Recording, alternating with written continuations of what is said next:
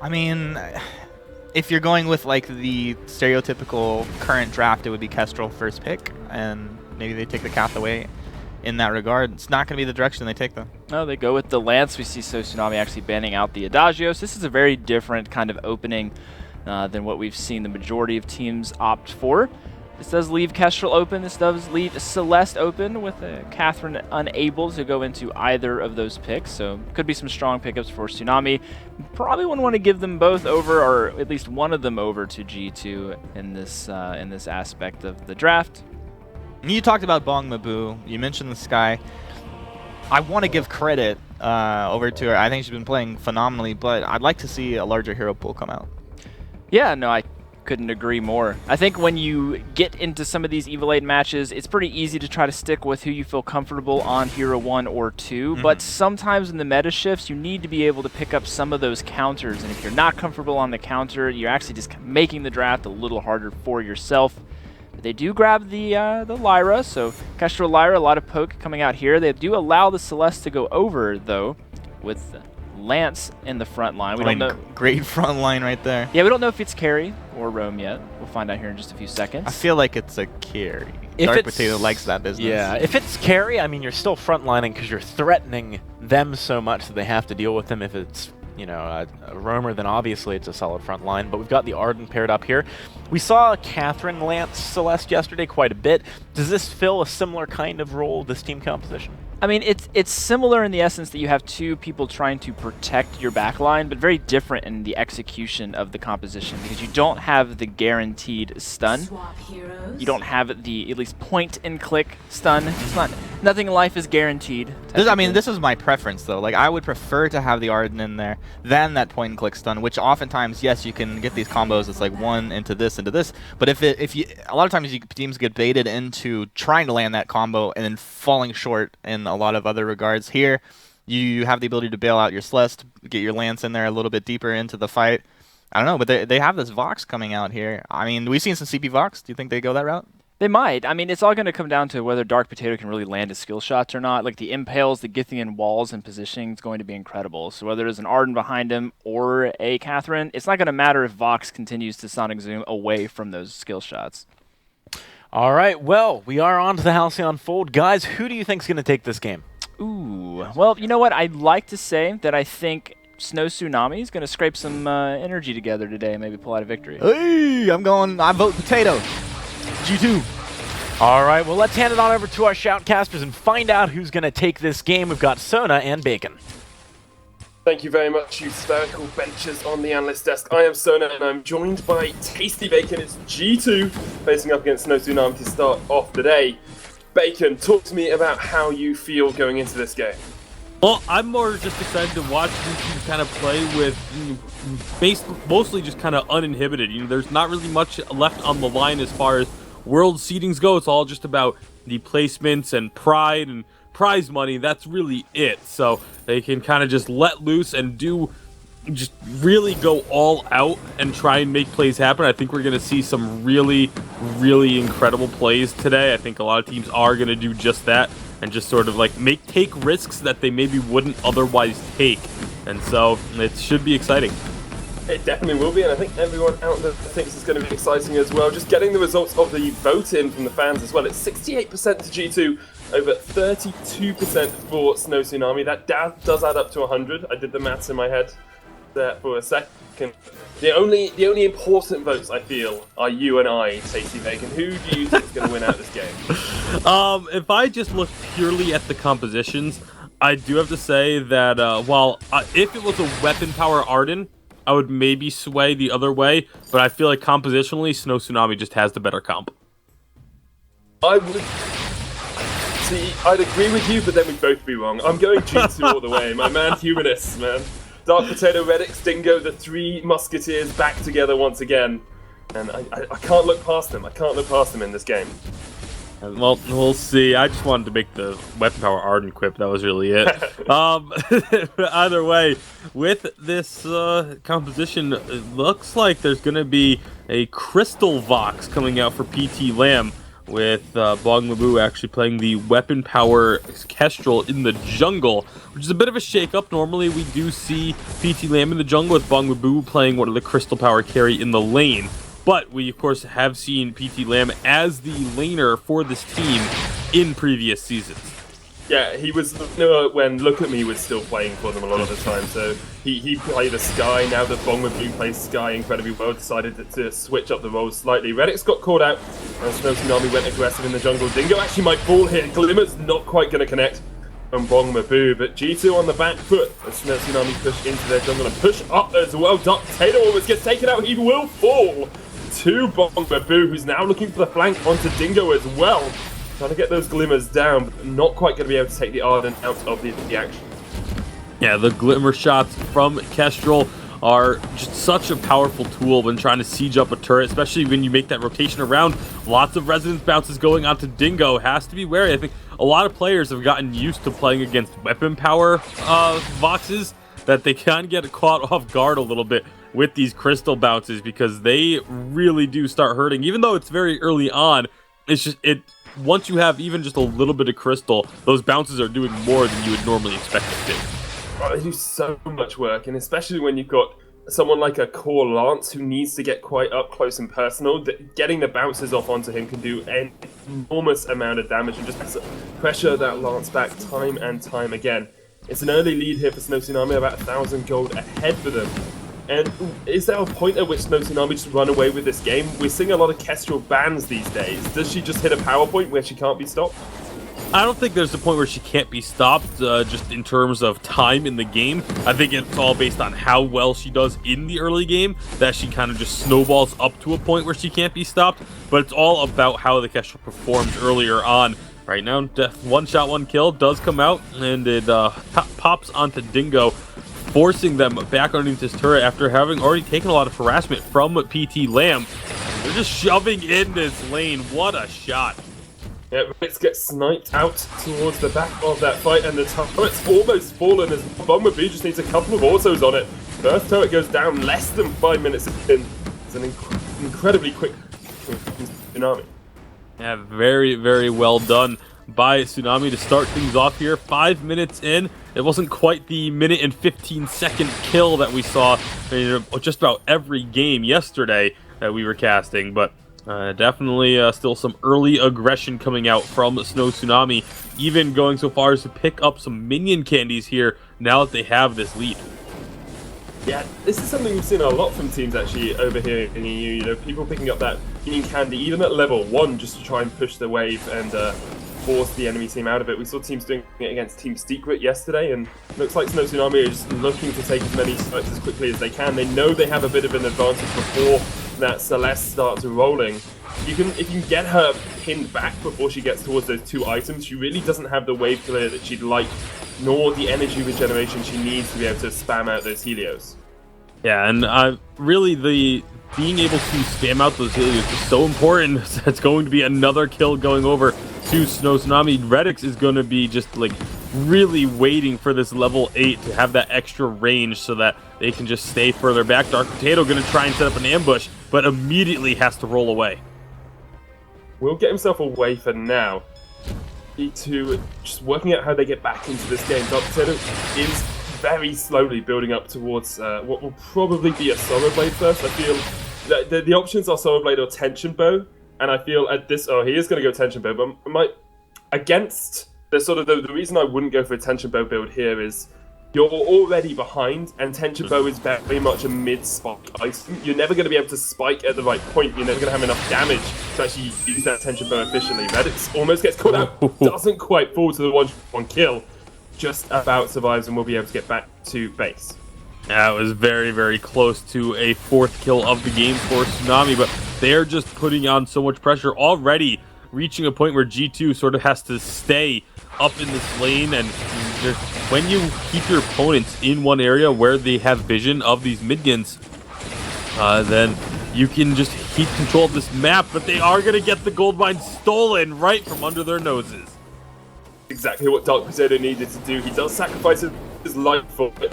Redix was able just to continue farming up in the lane and is actually ahead on CS over PT Lamb, which isn't that much of a surprise because all of Snow Tsunami have been in that lane trying to pick up towards these turrets. You're going to actually see Bong Mabu being miles ahead of Dark Potato 20 CS, and all of it has come from just taking away lane minions. And not only taking away lane minions, but being able to take away the jungle as well. They've been able to just have control of the map. Like I said, that goldmine steal was extremely important for G2 to remain in this game, as you know that's not a huge step, but it's still, you know, any gold you can get outside of the lane minions is absolutely crucial when you do start to fall behind like this. So they're going to be extremely happy for that one. See if they can find any other opportunities, because Snow Tsunami, they are in a position where they can completely control the jungle on both sides, but they're going in. Here comes the Cisco. Good gauntlet from Dingo to separate the team. Redix needs to keep himself alive, can do it for a while. They take down one. Now Dark Potato and Dingo are looking for Cisco. Should be able to take out that Lyra. Mabu tries to get himself away. It's a double for Dark Potato. It's going to be a triple. They get the ace in the turnaround fight. And you have to put credit to Dingo there with a well-placed gauntlet. Yeah, the gauntlet was very, very good to allow the team to then make that play happen. And especially Gauntlet works so well with a Lance, because even if you don't hit the Gauntlet exactly the way that you want to, Lance is there to just kind of readjust the team to put them into the wall. It's like, oh no, they were actually in the Gauntlet. Don't worry, nice job. It was a really great play all around from G2, able to find that ace, and just like that, they've got themselves a footing in this game again. That they have only 600 difference between those two gold tallies now as well. As I say, that it jumps up to 800, but it's not as insurmountable as an advantage as it was a couple of minutes ago.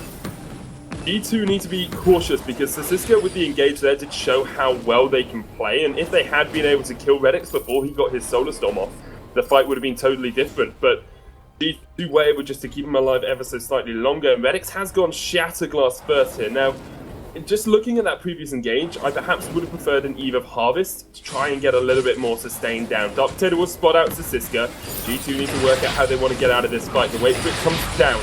There's the core collapse as well. Here comes the Cisco. Dark Potato was off towards the side. Solar Storm used back onto PT Lamb. No Tsunami. Can't get the fight they want, so just have to retreat away from G2. Yeah, Snow Tsunami really trying to force a fight to happen there, but unfortunately for them, most of the abilities just didn't connect. Wait for it went out, didn't hit anyone. The portals went through, and then the Bright Bulwark, and no one really got caught in that either. So, good job by G2 to avoid all of that, as they were getting rotated around on. It was a nice movement from Snow Tsunami, but just seemed to pull the trigger a little bit too early and weren't able to find the fight that they wanted. So, they're going to just retreat for now and try and just continue farming up, as they are still in a very good position as far as the itemizations go.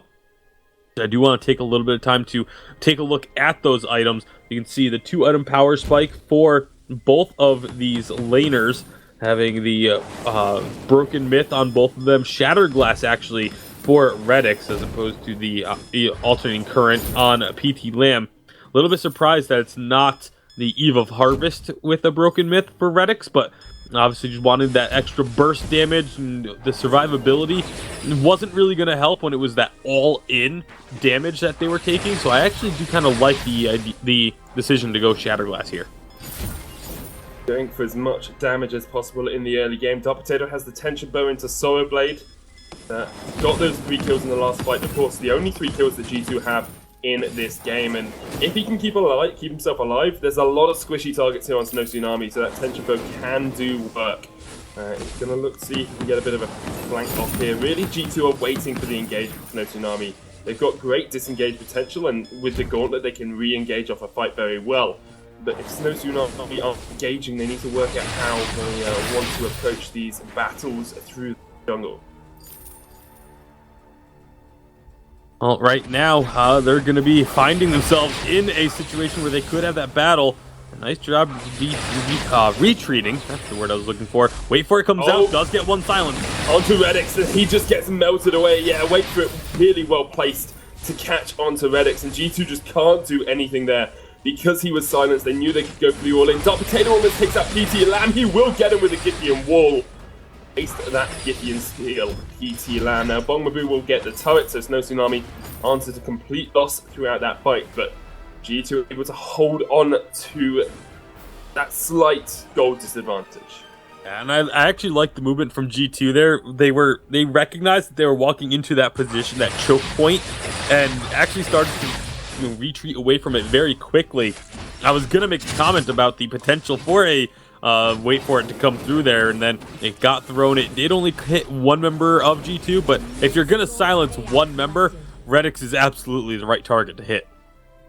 Almost definitely, and they do get the gold mine off it as well, so G2 happy enough in this position. They're only 1,000 gold behind now. It's not the worst disadvantage we've ever seen in a game of Vainglory, and they are starting to hit these spikes. So Redix now got his Eve as well. He's forgone any, he hasn't got a reflex block, he hasn't got any armor, he's just got that light shield.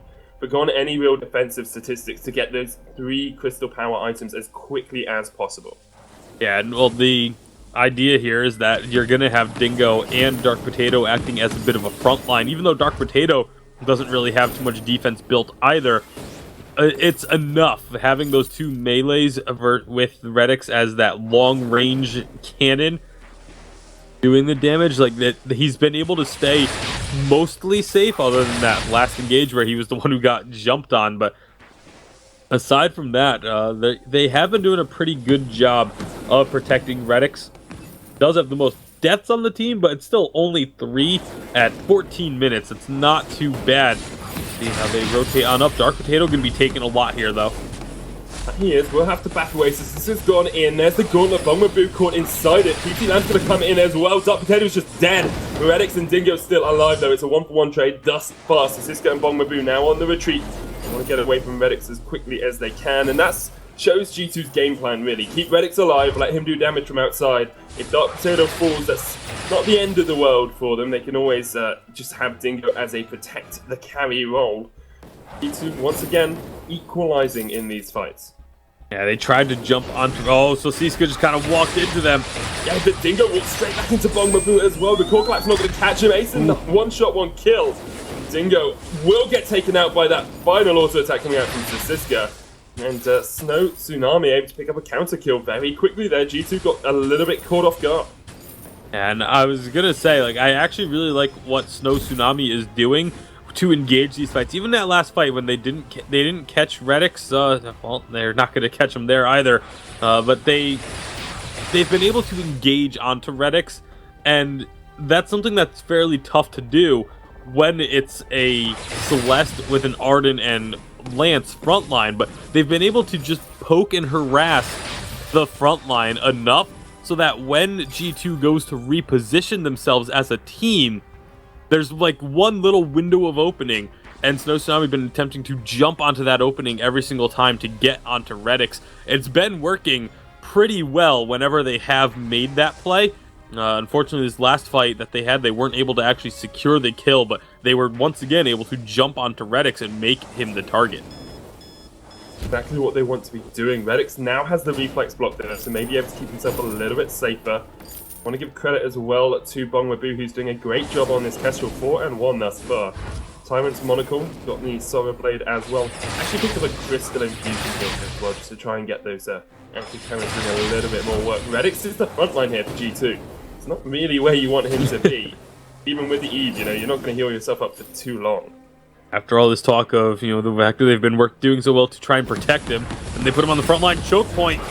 Choke point indeed. There's the gauntlet. PT Lamb steps in. Dark Potato having to run away. The Solar Storm comes down, will connect onto PT. But now Redix needs to be cautious because the Siska and Bongmabu are still both full HP. G2 perhaps looking for a bit of a re-engage here. They know the Kraken's being started. Spot it out with a flare. Going to go over these scout traps as well. Kraken disengaged there by Snow Tsunami, and G2 will just decide they don't quite want the fight yet. I really feel they need to take this minion mine off the map pretty quickly. But Snow Tsunami keep just pushing in, ebbing and flowing through this jungle to try and work out if the tide is going to turn in their favor. Last gauntlet it may not have looked like the best because it didn't get any stuns and no one was trapped inside or anything, but it actually was very, very good and was the gauntlet that they needed at the time. Snow were looking to engage. The gauntlet actually locked all 3 of them out of the fight and allowed G2 to completely retreat without taking a team fight. And if they had tried to go for the team fight there, they would have been at a big disadvantage to start it off. Wait for it, gets a silence onto Redix. That's so big. Redix going to get melted away here. Does manage to get out of vision. Here comes the Impale from the side. Crucible will block it out, but Bongmabu's just dead. Dark Potato with a Githia warp into the turret as well. They might look for the chase here. Dark Potato wants it. Redix just wants them. CS off towards the backside. Dingo and Redix will take out PT Lamb off towards the side. So Siska is stuck between a rock and a hard place, and the hard place tastes of Githia.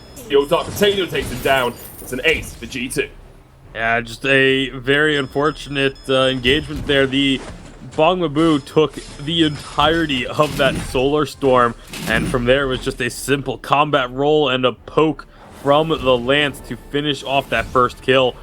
And that was really the turning point in that fight. If Bongmabu doesn't get hit by that Solar Storm full force, like if it gets blocked a little bit by his teammates or anything like that, then we probably don't have that fight end up as an ace going the way of G2. But fortunately for Snow Tsunami, that is what happened. Kraken is going to get taken now, and they have themselves an opportunity to push in and get a lot of work done on these turrets.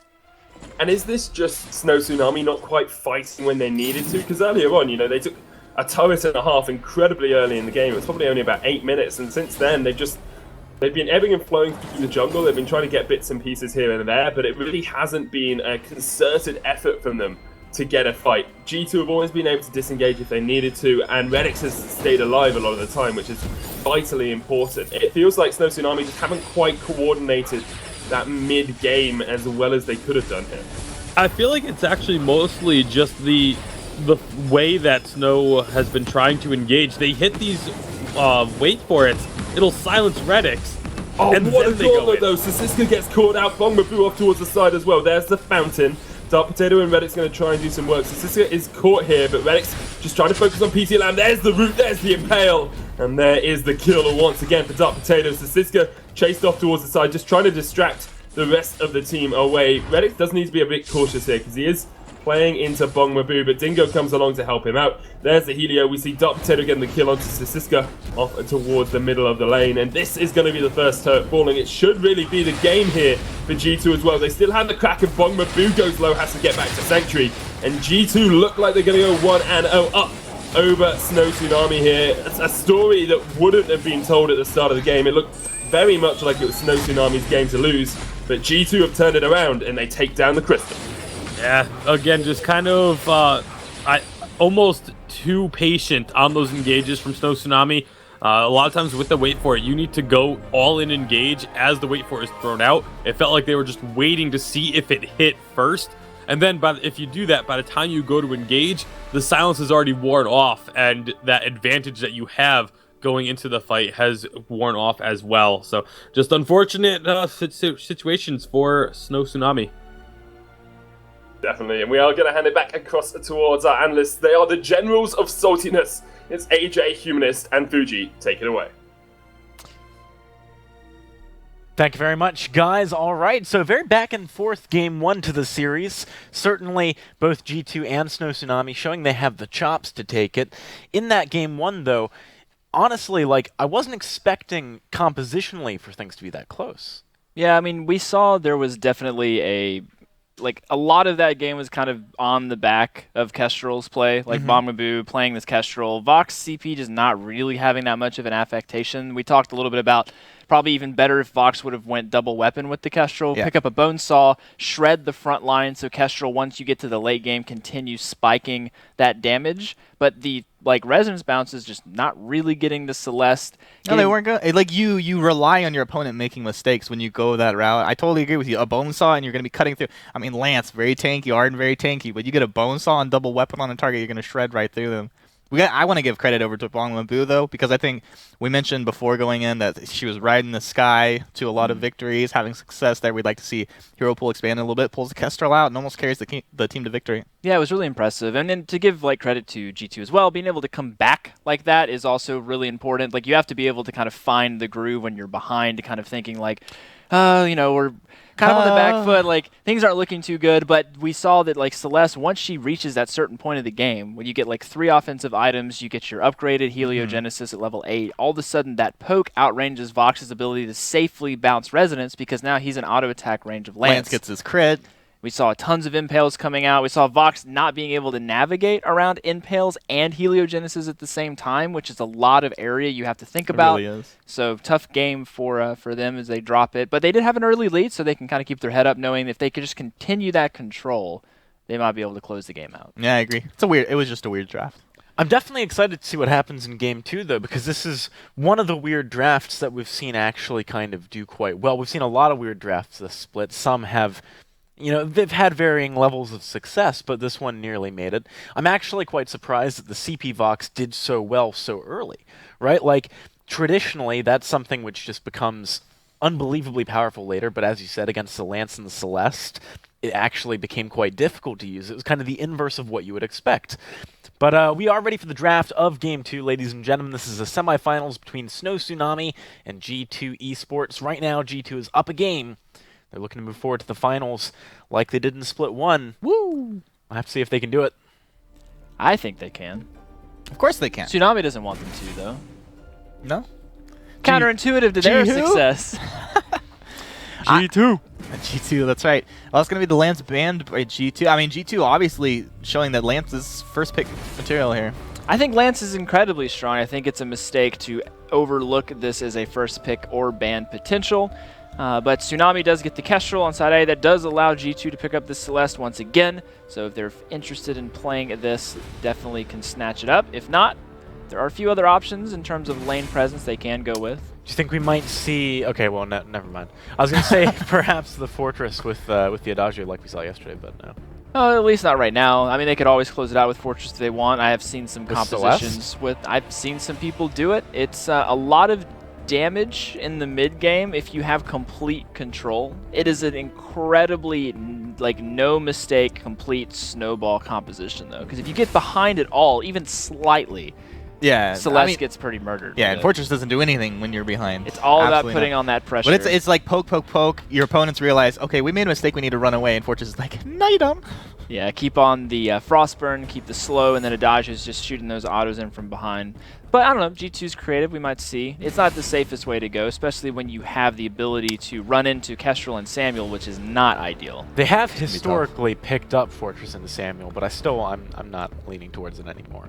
Yeah, I mean, not with this composition. Like, you have essentially two people that are trying to poke, and Fortress is going to get murdered by Kestrel and Samuel in the front line, being the only one there. He can't optimize defense against Weapon and Crystal, so they need something else. Kroll certainly works quite well into Samuel. Into Kestrel, though, it's a bit dicier with active camos. Kroll is better into Kestrel now than he used to be, though, simply just because she can't reset with autos while running away from him, so she does have to stop her movement, which allows Kroll to stay much closer than it used to be. That's true. But yeah, I mean, obviously, you know, to play around it. I like Kroll's to go early aggression against Kestrel's too, as odd as that might sound, trying to put the pressure on in the jungle, maybe even getting a banner to steal some farm away. With the Catherine, they can't really stop that aggression too well either. And if it brings Catherine out of the lane, it just frees up more opportunity for them to safely farm up there.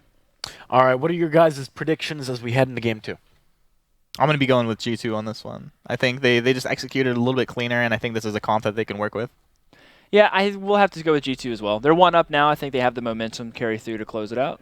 All right, let's see if they can do it and move forward to the finals, or if Snow Tsunami can reverse sweep, starting with this Game 2. We're going to pass it on over to our shoutcasters, Dr. Sona and Tasty Bacon. Thank you very much, you orthodox guillotines. We are into the action. It's G2 versus Snow Tsunami, 1-0 up here for G2 Bacon.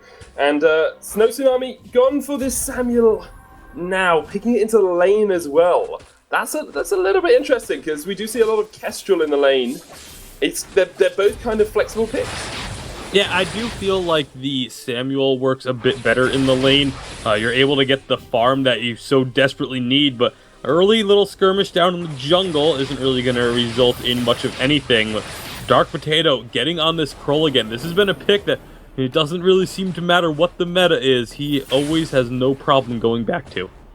Nah, and you shouldn't. You know, Kroll is in my opinion, one of the best heroes in the game when you play him correctly. He is very, very difficult to play because you have to understand where you want to put your weakness stacks and when you want to be smiting someone down, when you want to leave them in the action. If you can go in and, get the health back from the smite, you can keep yourself alive. So a good Krull will be able to teeter right on the brink of death through an entire fight while still being alive and actually just negating an entire carry from the enemy team. Well, for now, we'll see if they can make those sorts of plays happen. I'm curious to what build we're going to go with from Dark Potato. Yesterday, it was the Storm Crown that he ended up using and used it to success. That's what got them here to day 2. Doesn't look like it's going to be the same start, at least not yet. Dingo is caught out a little bit here on that Romodagio. Will be okay, gets himself away.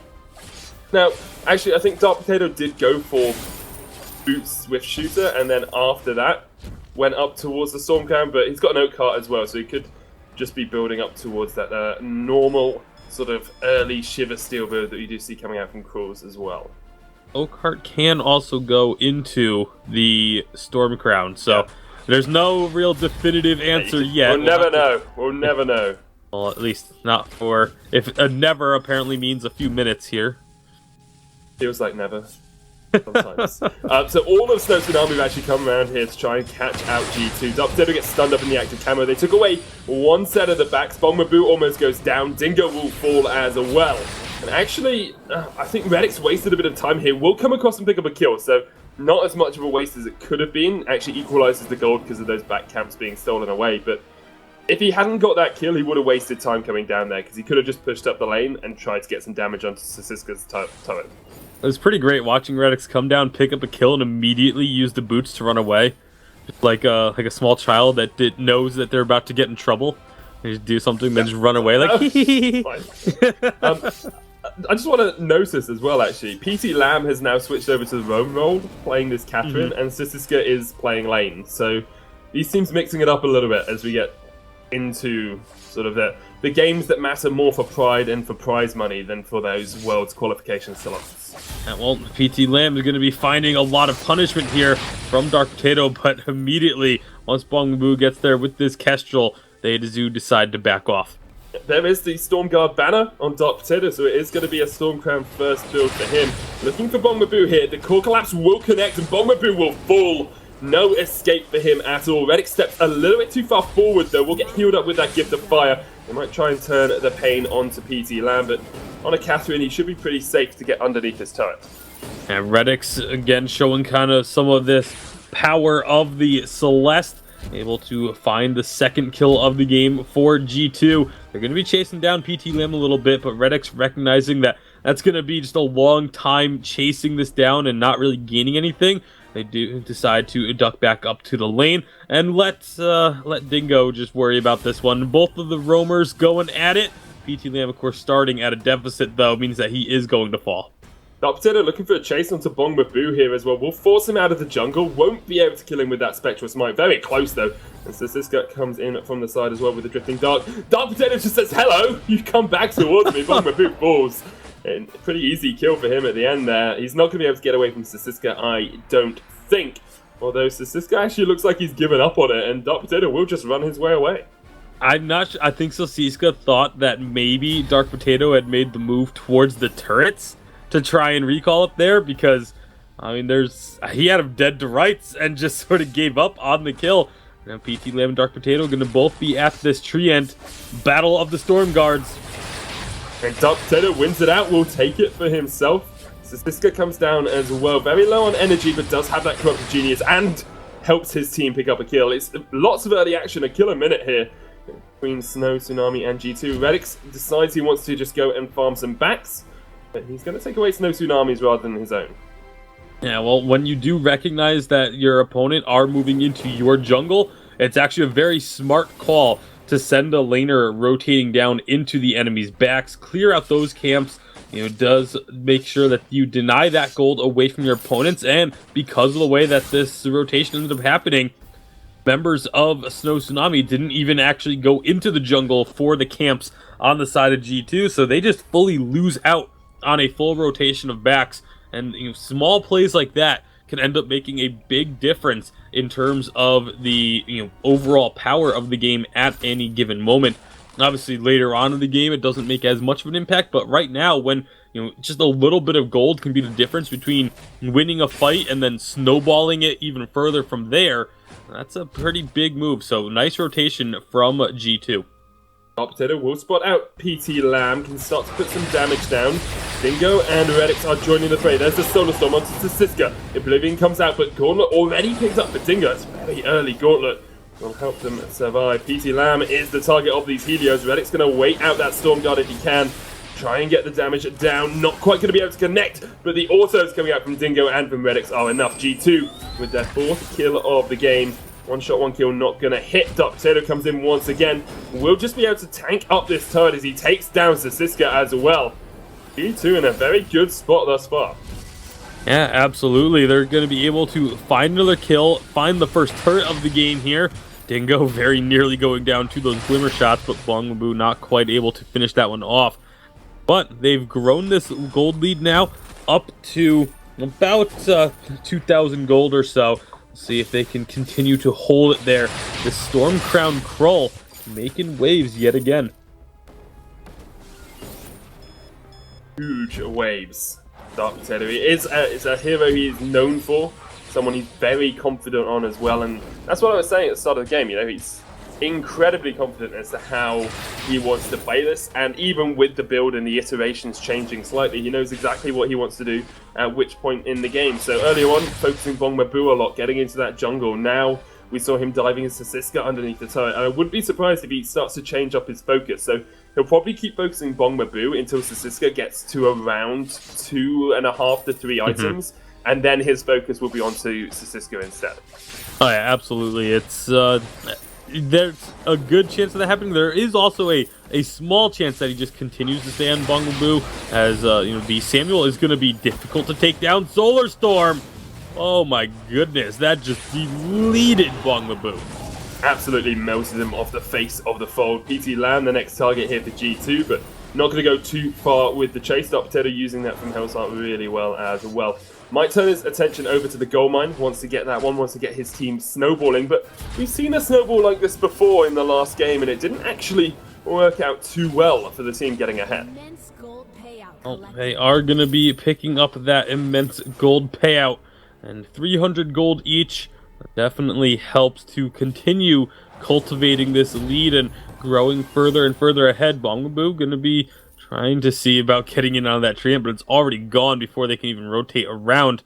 There's going to be finally a Fountain of Renewal picked up for Dingo, as he did go for the Crucible first. It was actually something that I didn't have a chance to talk about, was delaying this Fountain of Renewal pickup to go for that Crucible, really wanting to prioritize against the Blast Tremor that's going to be coming out from PT Lamb.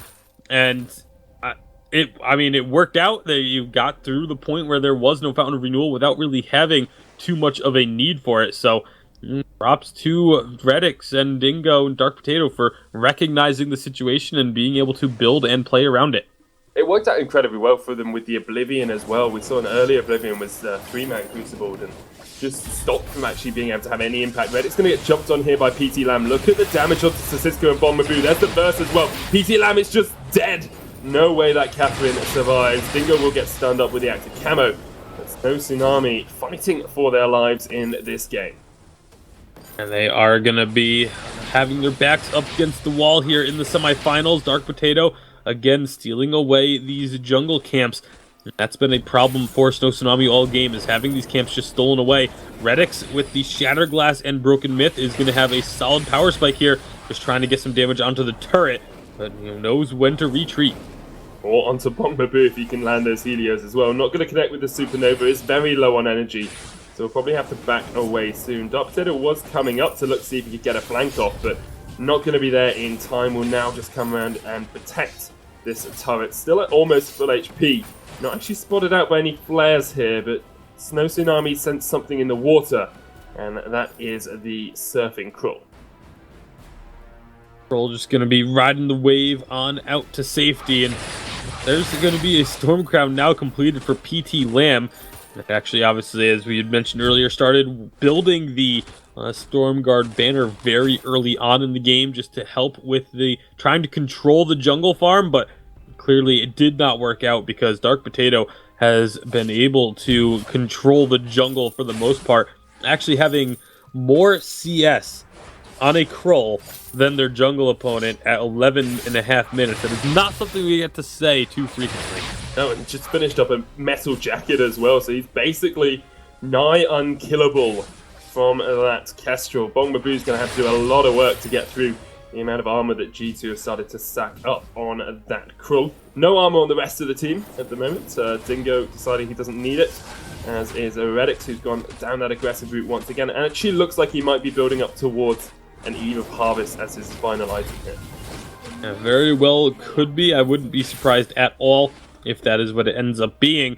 Meanwhile, you look over on the side of Snow Tsunami, and just this gold deficit is very apparent in terms of the items. Bongbaboo still sitting on just a single tier 3 item 12 minutes into the game. That is a pretty far behind for where you want to be. Typically you see second tier 3s coming out at 10 to 11 minutes, but right now they are going to be finding an engagement onto PT Lamb, at least a little bit for now. It doesn't look like they're fully committing to a fight. I feel PT Lamb really needs an Atlas as well, you know. If that Krull's going to get on top of you, having an Atlas for your team is incredibly important. The problem is, like, Catherine doesn't always build like a conventional support, or just going for that Storm Crown, and sometimes you see Aftershocks as well. So actually Solar Storm comes out here, so Cisco almost goes down. There's the from Hell's hard onto PT Lamb, and he's just dead. No escape for him. Does get the Fountain out before he goes down, so will heal up Cisco a little bit, but turret very low as well. Redix gets taken out. The one-shot, one-kill not even needed as Cisco takes him down. And now Dark Potato and Dingo need to be a little bit cautious because Bongbaboo's looking for the chase. But he doesn't want it just quite yet, and will back away and go for that minion wave instead. Bongbaboo didn't really have any energy left. That was why I didn't go for the chase. G2, we're at very high risk of getting too greedy. That was why Redix went down. They were sticking around underneath that turret without minions, just trying to burn through the barrier that was on the turret, and they weren't able to do so successfully. Redix ended up taking a lot of damage as a result, and so that one shot, one kill, when it came out, was enough to take him down. So not gonna really be enough to turn the game on its head, but it is still something that G2 are gonna have to be wary of as they try and close this one out. Well, we've seen games turn off a larger gold lead before. It's only about 4,300 at the moment for G2. They will be looking towards this gold mine pretty soon as well, within the next minute or so, of course, because Kraken does hit the fold in about 50 seconds. Snow Tsunami might be aware of this, and they have the choice of either going and fighting around the gold mine or trying to push up the turret as G2 go for that gold mine themselves.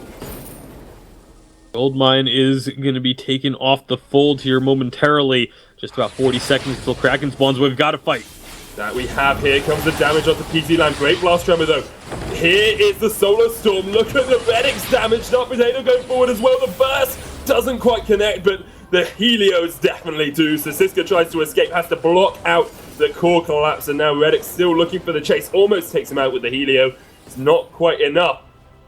The Cisco will escape, but 15 seconds left before the Kraken comes up. Bongbaboo and PC Lamb will be back alive for it.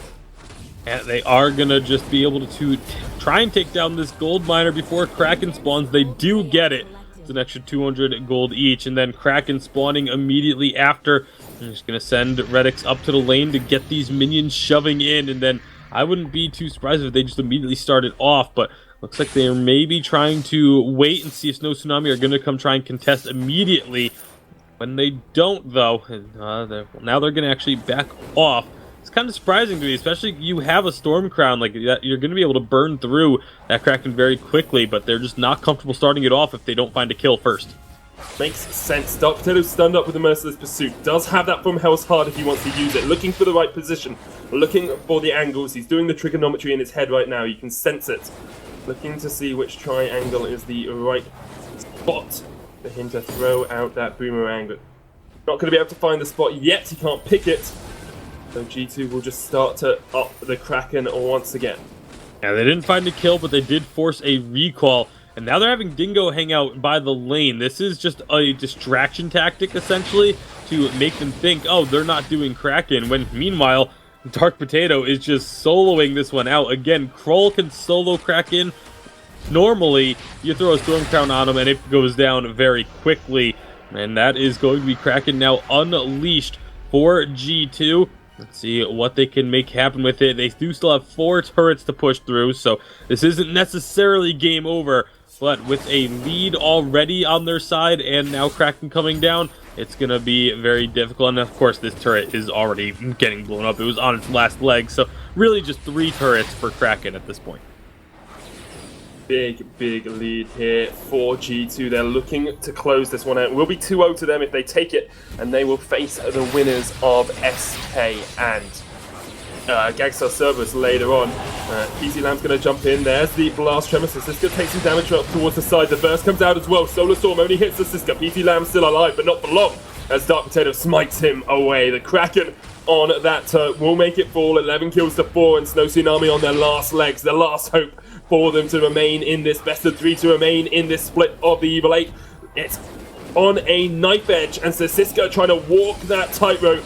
Has to just back away with the Drifting Dark. They do take down Dingo, but Dark Potato is still on the turret, so Siska trying to heal himself up before they come back in for the final fray. G2 should have this one closed out. They look like they're going to take it G2 and 0 over Snow Tsunami. As the crystal falls, G2 will go to the finals.